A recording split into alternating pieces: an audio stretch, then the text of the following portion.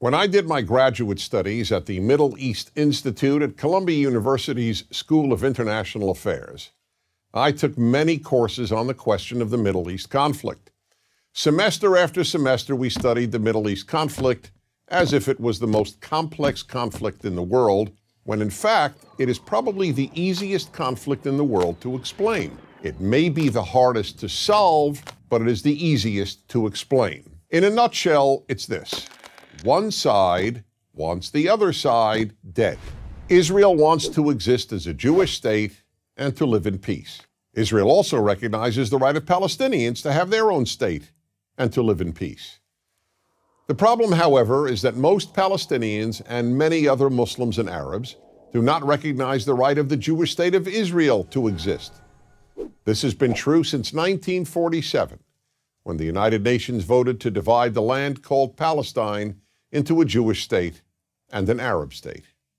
The Jews accepted the United Nations partition, but no Arab or any other Muslim country accepted it. When British rule ended on May 15, 1948, the armies of all the neighboring Arab states, Lebanon, Syria, Iraq, Transjordan, and Egypt, attacked the one-day-old state of Israel in order to destroy it. But to the world's surprise, the little Jewish state survived. Then it happened again. In 1967, the dictator of Egypt, Gamal Abdel Nasser, announced his plan, in his words, to destroy Israel.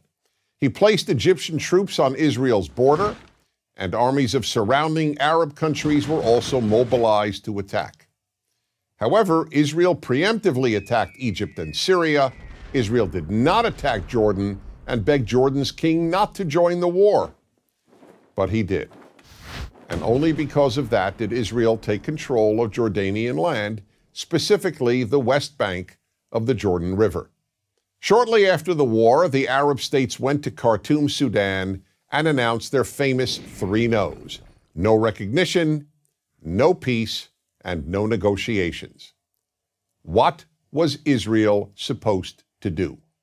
Well, one thing Israel did a little more than a decade later in 1978 was to give the entire Sinai Peninsula, an area of land bigger than Israel itself and with oil, back to Egypt, because Egypt, under new leadership, signed a peace agreement with Israel.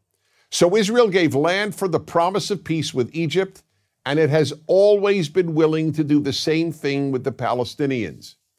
All the Palestinians have ever had to do is recognize Israel as a Jewish state and promise to live in peace with it.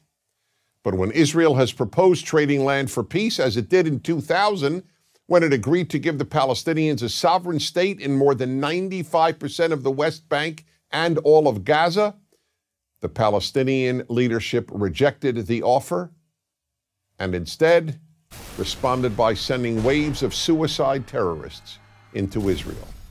Meanwhile, Palestinian radio, television, and school curricula remain filled with glorification of terrorists, demonization of Jews, and the daily repeated message that Israel should cease to exist. So it's not hard to explain the Middle East dispute. One side wants the other dead. The motto of Hamas, the Palestinian rulers of Gaza, is, "We love death as much as the Jews love life." There are 22 Arab states in the world, stretching from the Atlantic Ocean to the Indian Ocean. There is one Jewish state in the world, and it is about the size of New Jersey. In fact, tiny El Salvador is larger than Israel. Finally, think about these two questions. If tomorrow Israel laid down its arms and announced, "We will fight no more," what would happen? And if the Arab countries around Israel laid down their arms and announced, "We will fight no more," what would happen? In the first case, there would be an immediate destruction of the state of Israel and mass murder of its Jewish population. In the second case, there would be peace the next day. As I said at the outset, it is a simple problem to describe. One side wants the other dead. And if it didn't, there would be peace. Please remember this. There has never been a state in the geographic area known as Palestine that was not Jewish. Israel is the third Jewish state to exist in that area. There was never an Arab state, never a Palestinian state, never a Muslim or any other state. That's the issue. Why can't the one Jewish state the size of El Salvador be allowed to exist? That is the Middle East problem. I'm Dennis Prager.